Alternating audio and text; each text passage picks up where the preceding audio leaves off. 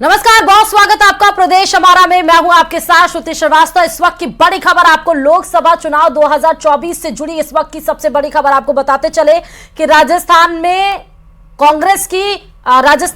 कांग्रेस ने तीसरी लिस्ट जारी कर दी है और ये तीसरी लिस्ट कांग्रेस की है, लेकिन राजस्थान के लिए 5 उम्मीदवारों का ऐलान कर दिया गया है। कांग्रेस उम्मीदवारों की तीसरी लिस्ट जारी कर दी गई है। कांग्रेस ने राजस्थान की 6 सीटों पर किया है ऐलान। 5 इसलिए बोला जा रहा है क्योंकि एक सीट इंडी गठबंधन के लिए छोड़ी गई है। 6 सीटों पर वैसे उम्मीदवारों का ऐलान किया गया, लेकिन एक सीट को छोड़कर 5 सीटों पर नामों का ऐलान कर दिया गया है। झालावाड़ 12 से उर्मिला जैन भाया को टिकट मिला है, तो वहीं पाली की बात कर ली जाए तो संगीता बेनीवाल को टिकट देकर चुनावी मैदान में उतारा गया है।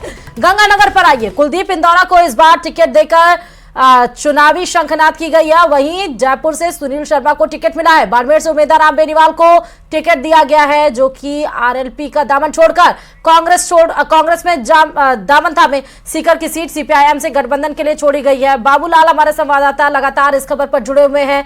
तीसरी लिस्ट में 5 उम्मीदवारों का ऐलान, लेकिन एक सीट इंडी गठबंधन के लिए छोड़ी गई। इस लिस्ट में क्या है खास, बाबूलाल?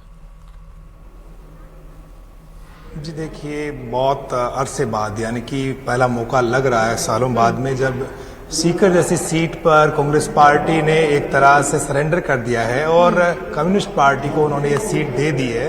कॉमरेड अमरा राम, जो कि बहुत बड़े किसान लीडर हैं और पहले दातारामगढ़ के विधायक रहे हैं, धोद से 4 बार के विधायक हैं, तो उनको ये सीट कांग्रेस पार्टी ने दी है। तो गठबंधन का धर्म निभाते हुए इंडिया अलायंस में ये पहली सीट गई है राजस्थान की, कॉमरेड अमराराम के रूप में, जो सर्वश्रेष्ठ विधायक भी रह चुके हैं और किसान आंदोलनों की कई बार उन्होंने नेतृत्व किया है। तो बहुत बड़ी बात यह है कि शेखावाटी के कम्युनिस्ट आंदोलन को एक बार फिर से कांग्रेस पार्टी जिंदा कर कम्युनिस्टों के सहारे अपने आप को पुनर्जीवित करने की कोशिश कर रही है। और कॉमरेड अमराराम से आज हमारे दिन में बात हुई थी, तो उनका कहना था कि ये सीट मैं जीतूंगा, क्योंकि एक बार जब उनको 2 लाख के आसपास वोट मिले थे 90 के दशक में, उस वक्त 2.5 लाख वोट पाकर के सुभाष महरिया चुनाव जीत गए थे। तो कम्युनिस्ट और कांग्रेस अगर यूनाइट होती है तो यहाँ पर मुकाबला रोचक हो सकता है। और 10 साल से यहाँ स्वामी सुमेधानंद जो हैं वो सांसद हैं, तो कांग्रेस को और कम्युनिस्ट पार्टी को ये उम्मीद है कि एंटी इनकम्बेंसी कहीं ना कहीं काम करेगी और कम्युनिस्ट और कांग्रेस यूनाइट होंगे, तो फिर ये सीट जीती जा सकती है। इसके अलावा पाली से संगीता बेनीवाल, जो कि बाल संरक्षण आयोग की चेयरमैन रह चुकी हैं, ओसिया, भोपालगढ़ और बिलाड़ा जाट बहुल विधानसभा सीटें हैं और पाली में और सोजत में भी जाट समुदाय की अच्छी खासी तादाद है, इसलिए जाट कार्ड खिला गया है कांग्रेस पार्टी की ओर से, क्योंकि पहले यहां से बद्रीराम जाखड़ सांसद रह चुके हैं, उसके बाद कोई जाट यहां से जीत नहीं पाया था। इस बार कांग्रेस पार्टी उम्मीद कर रही है कि संगीता बेनीवाल यहां पर हाथ का परचम लहरा सकती है, इसलिए उनको यहां से टिकट दिया गया है। दिव्या मदेरणा का नाम यहां से चल रहा था, बद्रीराम जाखड़ को भी टिकट दिए जाने की चर्चा थी, लेकिन उन्होंने मना कर दिया था। तो नए चेहरे के तौर पर संगीता बेनीवाल को यहां से मैदान में उतारा गया है। पाली जिले के अलावा 3 जो विधानसभा सीटें इसमें जोधपुर जिले की आती हैं पाली लोकसभा सीट पर, तो देखना यही होगा कि किस तरह से टीपी चौधरी, जो कि पूर्व में केंद्रीय मंत्री रह चुके हैं, उनके सामने संगीता बेनीवाल चुनौती पेश कर पाती है। उम्मीदवार बेनीवाल को हाल ही में आरएलपी से कांग्रेस ज्वाइन कराई गई। सारी की सारी कांग्रेस पार्टी दावा करती है कि वो यूनाइट होकर के उम्मीदवार बेनीवाल के साथ खड़ी रहेगी। तो अब देखना यही है कि कैलाश चौधरी, क्योंकि वर्तमान में केंद्रीय मंत्री हैं, वो किस तरह की का चैलेंज उनको दे पाते हैं। लेकिन यहाँ पर जो सबसे बड़ा किरदार है, जो यानी कि सबसे बड़े रोल प्लेयर हैं, वो रविंद्र सिंह भाटी है, जिनको बीजेपी अपने नजदीक रख करके और कैलाश चौधरी को चुनाव जिताने की कोशिश कर रही है। तो ऐसे में रविंद्र भाटी का जो की भूमिका है वो किस तरह की होगी, ये देखना बाकी है। अगर उम्मीदवार राम बेनीवाल इस सीट पर रहबारी और कलबी पटेल वोटों को अपने साथ जोड़ पाते हैं तो वो बहुत नजदीकी मुकाबले में पहुंचेंगे, क्योंकि सुनील परिहार, जो कि निर्दलीय चुनाव लड़े थे सिवाना से, उनको कांग्रेस ने आज ही ज्वाइन किया है, उन्होंने कांग्रेस पार्टी आज ज्वाइन करी है। तो एक तरह से जो माली वोट हैं उनको भी नजदीक लाने के लिए कांग्रेस पार्टी ने बड़ा दाव खेला है और कांग्रेस को उम्मीद है कि इससे उम्मीदवार राम बेनीवाल के लिए मुश्किल राहें आसान हो सकती है। झालावाड़ बिल्कुल बाबूलाल, मैं आपके पास लौटूंगी, लेकिन इस बीच में एक और बड़ा सवाल ये निकलकर सामने आ रहा है, नए चेहरों को उतारना क्या ये कांग्रेस के हित में होगा? जी देखिए, उर्मिला जैन भाया 2009 का चुनाव भी लड़ चुकी हैं। एक बार वो सिर्फ 55,000 वोटों के आसपास चुनाव हारी थी। उस वक्त दुष्यंत सिंह के सामने बहुत बड़ी चुनौती पेश करी थी उन्होंने। उसके बाद कांग्रेस पार्टी को ज्यादा मुश्किलें पैदा नहीं कर पाई दुष्यंत सिंह के सामने झालावाड़ में, और या तो प्रमोद जैन भाया चुनाव लड़ते हैं या फिर उर्मिला जैन भाया चुनाव लड़ती है। तो एक तरह से सरेंडर करती है पार्टी, और बीच में टिकटें दी गई थी एक दो उम्मीदवारों को, लेकिन वो ज्यादा कोई अच्छा परफॉर्मेंस नहीं कर पाए। तो एक बार फिर से भाया परिवार को ही टिकट गई है और उर्मिला जैन भाया को पार्टी ने उम्मीदवार बनाया है। तो ऐसे में लग ये रहा है कि ये जो सीटें हैं, ये जो नाम है, इनमें सुनील शर्मा भी हैं जो शिक्षाविद हैं, जयपुर में जाना पहचाना चेहरा है। ब्राह्मण कार्ड पार्टी ने फिर खेला है। बिल्कुल बिल्कुल बाबूलाल, बहुत बहुत शुक्रिया तमाम जानकारी देने के लिए इस खबर पर। तो बड़ी खबर आपको बता दें कि लोकसभा चुनाव की दृष्टि से तीसरी लिस्ट राजस्थान के लिए कांग्रेस ने जारी कर दी है। एक और बड़ी खबर आपको जोधपुर से बताते चले कि चौपासनी हाउसिंग बोर्ड के सेक्टर 18 पर मेन रोड पर आज शाम एक बेकरी की दुकान में आग लग गई। तस्वीरें आपको जोधपुर के अग्नि तांडव का दिखा रहा है न्यूज 18 राजस्थान। ये बेकरी की दुकान में आग लगी है। आग की लपटें इतनी ज्यादा तेज थी और आग इतनी तेज थी कि अगल बगल की जो दुकानें हैं वो भी आग की जद में आ गई। सूचना मिलने के बाद फायर ब्रिगेड की 6 टीमें वहां पर पहुंची। पुलिस बल भी वहां मौके पर पहुंचा। फायर ब्रिगेड ने कड़ी मशक्कत के बाद आग पर काबू पा लिया, लेकिन फिर किस वजह से ये आग लगी है, कैसे ये आग लगी है, इन कारणों का अभी तक खुलासा नहीं हो पाया है। सबसे बड़ा टास्क ये था कि इन भारी मात्रा में जो आग लगी है उसको बुझाया जाए। कड़ी मशक्कत के बाद आग पर काबू पा लिया गया है। भरसक अब पुलिस आगे की कार्रवाई को देगी अंजाम कि किस वजह से इतनी भयंकर आग लगी है, क्योंकि मेन रोड पर ये बेकरी की दुकान थी। सामान जलकर सारा राख हो गया, लाखों का नुकसान हुआ। और चलिए खबरों में आगे बढ़ते बताते चले कि क्या कांग्रेस के दिग्गज हारी हुई बाजी पर दांव नहीं लगाना चाहते हैं, या फिर पार्टी के अंदर गुटबाजी के चलते खुद के हारने का डर सता रहा है। जी हां, ऐसे सवालों के पीछे कांग्रेस के दिग्गज नेताओं की वो इच्छा है जिसमें उन्होंने चुनाव नहीं लड़ने की बात आला कमान तक को बता दी है। देखिए रिपोर्ट। राजनीति से मोह भंग या कोई और है टेंशन, चुनाव लड़ने से क्यों इनकार कर रहे दिग्गज, जीत के कम चांस या गुटबाजी की है चिंता, कांग्रेस नेताओं के मन में क्या चल रहा। लोकसभा चुनाव में ज्यादा वक्त नहीं बचा है। चुनाव प्रचार बिल्कुल अब परवान पर चढ़ने ही वाला है, लेकिन इस बीच ये चुनावी मौसम ऐसा होता है जब राजनीतिक दल के नेता एक दूसरे के पाले में चले जाते हैं, यानी अपने घर को छोड़कर दूसरी पार्टी का रुख कर लेते हैं। और विशेष तौर पर अगर कांग्रेस के नेताओं की बात करें तो कांग्रेस के तमाम दिग्गज चुनाव लड़ने से पीछे हट रहे हैं। ऐसे में ये जानना बेहद दिलचस्प हो जाता है कि राजस्थान के चुनावी मैदान में राजस्थान के दिग्गज नेता चुनाव क्यों नहीं लड़ना चाहते। क्या कांग्रेस के नेताओं को हार का डर सता रहा है? क्या कांग्रेस के दिग्गज हारी हुई बाजी पर दांव नहीं लगाना चाहते हैं, या फिर पार्टी के अंदर गुटबाजी के चलते खुद के हारने का डर है? ऐसे सवालों के पीछे कांग्रेस के दिग्गज नेताओं की वो इच्छा है जिसमें उन्होंने चुनाव नहीं लड़ने की बात आला कमान को बताई है। एक तरफ मोदी की अगुवाई में चुनावी युद्ध में ताल ठोक रही भारतीय जनता पार्टी है, दूसरी तरफ मुख्य विपक्षी पार्टी यानी राहुल गांधी की कांग्रेस है। एक तरफ टीम मोदी में घर वापसी जारी है, तो दूसरी तरफ टीम राहुल में टिकट वापसी। फर्क साफ है, बीजेपी में टिकट की मारामारी है और कांग्रेस में मानो उम्मीदवारों का अकाल पड़ गया है। पार्टी किसी तरह उम्मीदवार तलाश भी रही है, लेकिन कोई गारंटी नहीं कि पूरे चुनाव तक टिका पाएगा। बीते दिनों गुजरात की अहमदाबाद पूर्व लोकसभा सीट से कांग्रेस उम्मीदवार रोहन गुप्ता ने टिकट मिलने के बाद चुनाव नहीं लड़ने का ऐलान किया, यानी टिकट वापस कर दिया। रोहन गुप्ता के मुताबिक उनके पिता नहीं चाहते कि वो चुनाव लड़े। हालांकि बीजेपी नेताओं की माने तो बीजेपी जीत की हैट्रिक लगाने वाली है, लिहाजा हार के डर से विपक्षी दलों के नेता चुनाव लड़ने की हिम्मत नहीं दिखा पा रहे। गठबंधन का यही हाल है और क्लियरली जनता ये सारी चीजें समझ चुकी है, और इसीलिए पिछली बार भी तमाम गठबंधनों के बावजूद बहुत ही बेहतरीन जीत हासिल करी थी। भारतीय जनता पार्टी ने। और इस बार क्योंकि पिछले 5 साल में जो सारे काम हुए हैं, चाहे वो केंद्रीय सरकार के हों, चाहे वो सूबे की सरकार के हों, चाहे वो, और अब मैं तो कहूँगी हमारे डबल इंजन के जो सरकार के सारे काम हुए हैं, जनता उनसे बहुत खुश है। जनता ने काम देखा है, काम की सराहना करी है, और इस बार तो जितनी सीटें पिछली बार पाए थे उससे भी ज्यादा सीटें पाएंगे। ऐसे में सवाल उठ रहे हैं कि क्या हार के डर से कांग्रेसी नेता यू टर्न ले रहे हैं?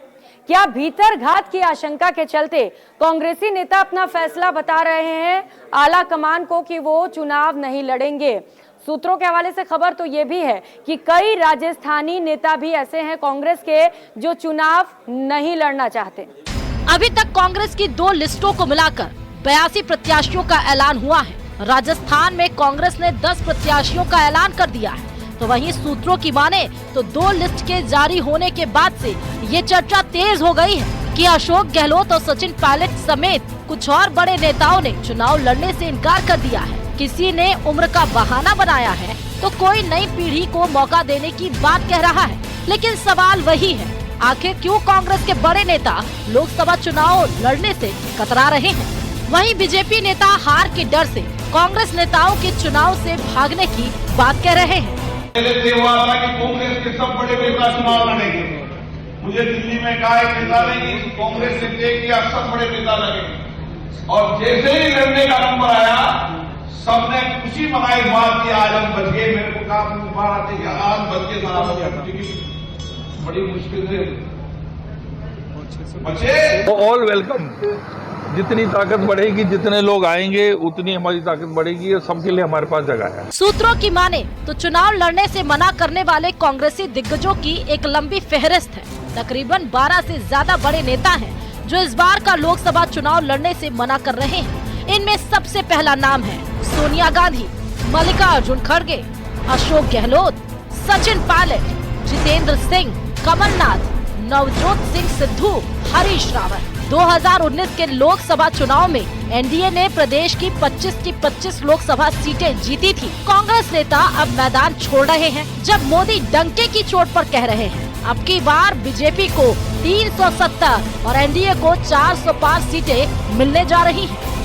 भारतीय जनता पार्टी के बहुत बड़े बहुमत के साथ 25 की 25 सीट आने वाली है, और देश के अंदर उनकी बार 400 पार। कांग्रेस के नेता न सिर्फ चुनाव लड़ने से बच रहे हैं, बल्कि कांग्रेस के हाथ का साथ छोड़कर बीजेपी या फिर दूसरे राजनीतिक दलों का भी वो रुख कर रहे हैं। अगर कांग्रेस के नेताओं से पूछा जा रहा है कि ऐसा क्यों हो रहा है, तो उनका कहना है कि ये सारा का सारा ईडी का डर है। और वैसे कांग्रेस के जो नेता बीजेपी में शामिल हुए हैं उनमें कुछ को तो टिकट भी दे दिया गया है। लेकिन अब देखना दिलचस्प होगा कि आखिर कांग्रेस की तरफ से क्या राजस्थान में लोकसभा उम्मीदवार के तौर पर किसी बड़े नेता का नाम सामने आता है। Bureau report, news 18 Rajasthan. और वहीं लोकसभा चुनाव को लेकर सीएम भजन लाल के मैराथन दौर जारी है। इसी कड़ी में सीएम ने कोटा में आयोजित क्लस्टर मीटिंग में कांग्रेस पर जमकर निशाना साधा और कार्यकर्ताओं में नई ऊर्जा का संचार किया। देखिए रिपोर्ट। अशोक गहलोत जी का चुनाव लड़ना होगा, मैं कोरोना है साहब, मैं क्या लड़ सकता हूं। दूसरे से कहा तुम लड़ो, उन्हें कहा मेरा होगा अशोक गहलोत, सचिन पायलट, गोविंद सिंह डोटासरा और टीकाराम जूली जैसे प्रदेश कांग्रेस के दिग्गजों ने लोकसभा चुनाव लड़ने से कथित तौर पर किनारा क्या किया कि बीजेपी को बैठे बिठाए कांग्रेस पर हमलावर होने का मौका मिल गया। पहले से हुआ था कि कांग्रेस के सब बड़े नेता चुनाव लड़ेंगे। मुझे दिल्ली में कहा एक नेता ने कि कांग्रेस से तय किया सब बड़े नेता लड़ेंगे, और जैसे ही लड़ने का नंबर आया सबने खुशी मनाई बात की आज हम बच गए। मेरे को कहा बार आते कि आज बच के सारा हो गया, बड़ी मुश्किल से बचे। कांग्रेस पर हमला बोलने वालों में ओम बिरला अकेले नहीं थे। सीएम भजन लाल शर्मा ने अपने चिर परिचित अंदाज में कांग्रेस पर निशाना साधा। सीएम ने कांग्रेस पर भ्रष्टाचार, तुष्टीकरण और आतंकवाद देने का आरोप लगाया। सीएम ने कहा कि पहले आए दिन आतंकी आते थे और रेलवे बस स्टैंड पर बम फोड़ जाते थे, लेकिन आज ऐसा नहीं है।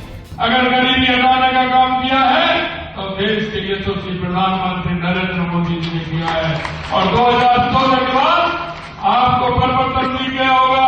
एक एक गांव, एक एक ढांढू, एक एक हमारी महिला, उनको पता था कि हमारे महिलाओं के कौन कौन से कष्ट हैं, और सभी कष्टों को हरने का काम किया। और देश के यशस्वी प्रधानमंत्री नरेंद्र मोदी जी ने।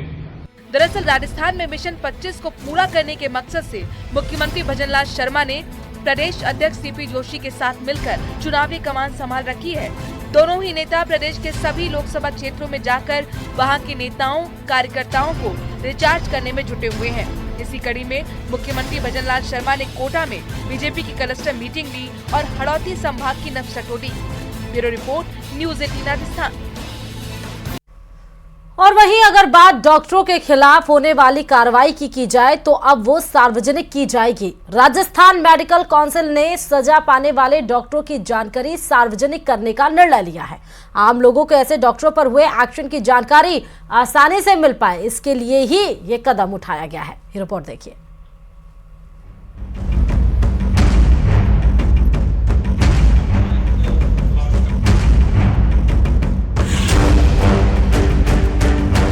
राजस्थान मेडिकल काउंसिल इलाज में लापरवाही और अवैध गतिविधियों में शामिल रहने वाले डॉक्टरों की शिकायत की जांच करता है और दोषी पाए गए डॉक्टरों के रजिस्ट्रेशन निरस्त या फिर कुछ समय के लिए निलंबित करने जैसी कार्रवाई करता है, जिसकी पब्लिक को जानकारी नहीं रहती थी। लेकिन अब दोषी डॉक्टरों के खिलाफ की गई कार्रवाई सार्वजनिक की जाएगी। एसीएस में मिली थी तो एसीएस में हमके निर्देश थे कि जो अपन कार्रवाई करते हैं वो कार्रवाई आपको पोर्टल पे भी डालें, उसको रेड मार्क में फ्लिक करें, पेपर्स में दें, सोशल मीडिया दें और उसको बताया जाए कि इस डॉक्टर के खिलाफ कार्रवाई की गई है, उसका रजिस्ट्रेशन रद्द किया गया है, जिससे लोग अवेयर हैं, पता लगे सके वो वैध अपनी प्रैक्टिस नहीं कर सके।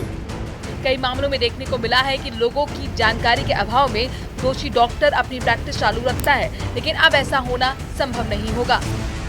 इससे पहले भी कार्रवाई होती थी और उसको जो भी सजा मिलती है यहाँ से हो जाता है, 1 महीने 2 महीने जो भी है उसके लिए रजिस्ट्रेशन के लिए, लेकिन वो प्रतिशत नहीं होता था, लोगों को पता नहीं चलता। अब लोगों को अवेयर रहेंगे, पता लगेगा।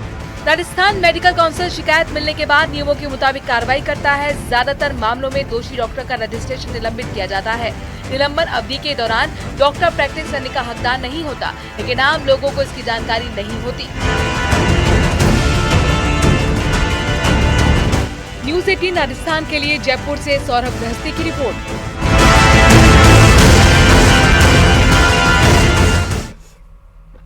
और वहीं उदयपुर में हुई दिन दहाड़े लूट की घटना से लोग हैरान हैं। ज्वेलर्स की दुकान पर हुई इस घटना ने प्रशासन को भी हिलाकर रख दिया, क्योंकि बदमाशों ने न सिर्फ लूट की बल्कि उनके हमले में व्यापारी की मौत भी हो गई। बेखौफ बदमाशों की इस लूट पर देखिए हमारी ये रिपोर्ट।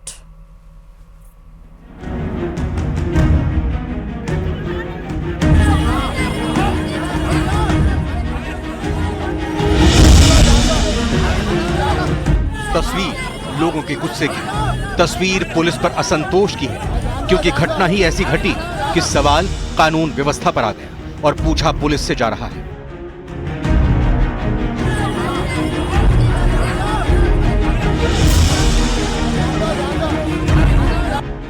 उदयपुर में बदमाशों ने दिन दहाड़े लूट की बड़ी वारदात को अंजाम दिया है। बेखौफ बदमाश 1.5 किलो सोना लूट कर फरार हो गए। बदमाशों का हौसला इतना बुलंद था कि बिना किसी से डरे व्यापारी के साथ जमकर मारपीट भी कर दी।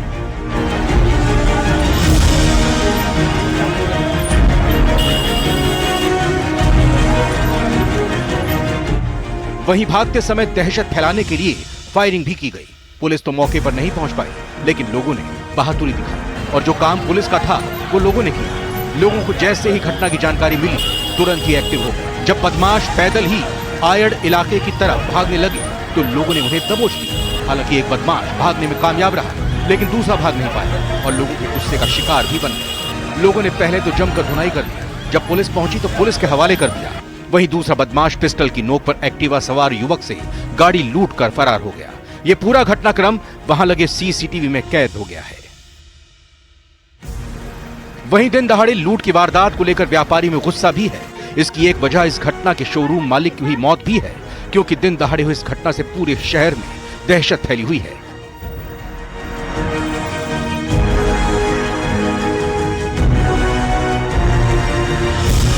कैसे एक बदमाश दिन दहाड़े इतनी बड़ी वारदात को अंजाम देकर फरार हो जाते हैं।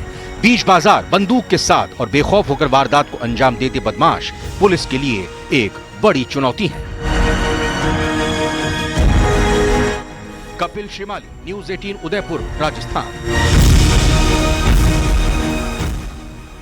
और वहीं आज होली स्नेह मिलन समारोह में राजसमंद विधायक दीप्ति माहेश्वरी कार्यकर्ताओं के साथ थिरकती हुई नजर आई। विधायक माहेश्वरी की ओर से आयोजित होली स्नेह मिलन समारोह में विधानसभा क्षेत्र के बीजेपी कार्यकर्ता भी पहुंचे।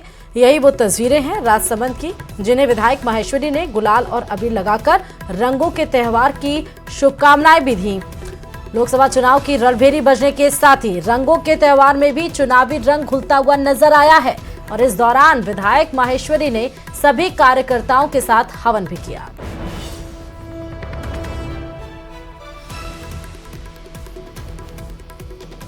ये होली चुनावी माहौल में है, ये तो बिल्कुल संदेश देने की कोई बात ही नहीं है। संदेश तो जनता ने ऑलरेडी सबको दे चुके कि 411 का जो एग्जिट पोल आया उसी में ये तय है कि हमारी मोदी सरकार दोबारा तीसरी बार वापस से केंद्र में अपने नेतृत्व में मोदी जी प्रधानमंत्री बनने जा रहे हैं।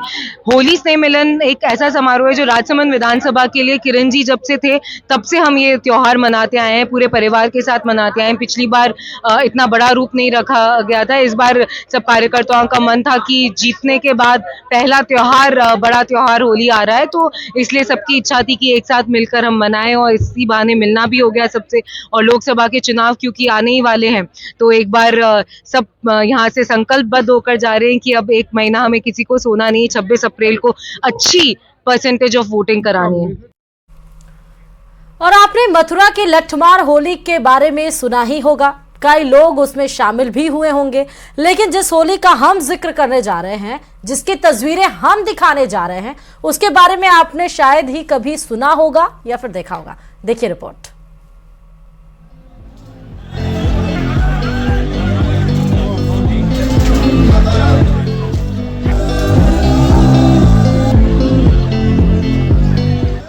चमड़े से बनी डोलची में भरा पानी, सामने खड़े अपने साथी की पीठ पर पानी से जोरदार प्रहार। जितनी तेज आवाज होती है उतना ही खेल का मजा आता है, खिलाड़ियों का जोश बढ़ता है। खास बात यह है कि प्रहार झेलने वाले को प्रहार करने का मौका भी मिलता है। पानी का खेल रियासत काल से चला आ रहा है।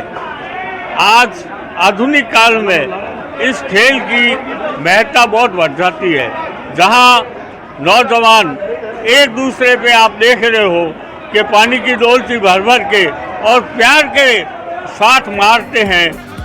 डोलची मार होली में बच्चे, बूढ़े और जवान ही नहीं, हर जाति और धर्म के लोग हिस्सा लेते हैं। इस खेल में पानी काफी लगता है, इसीलिए पहले से तैयारियां की जाती हैं और बड़े बड़े बर्तन में पानी भरा जाता है। पानी कम पड़ जाए तो टैंकर मंगवाए जाते हैं। ये अफसर का खेल जो है एक लड़ाई थी पहले, उस लड़ाई को समझौते के रूप में अब इसको खेल के रूप में ले लिया और इसको हम इसमें ना तो कोई शोक, संताप, ब्याह, शादी, हरी बीमारी कुछ नहीं हटती और बराबर खेल। तो तमाम खबरों के साथ इस बुलेटिन में फिलहाल इतना ही और खबरों के लिए देखते रहिए न्यूज़ 18 राजस्थान।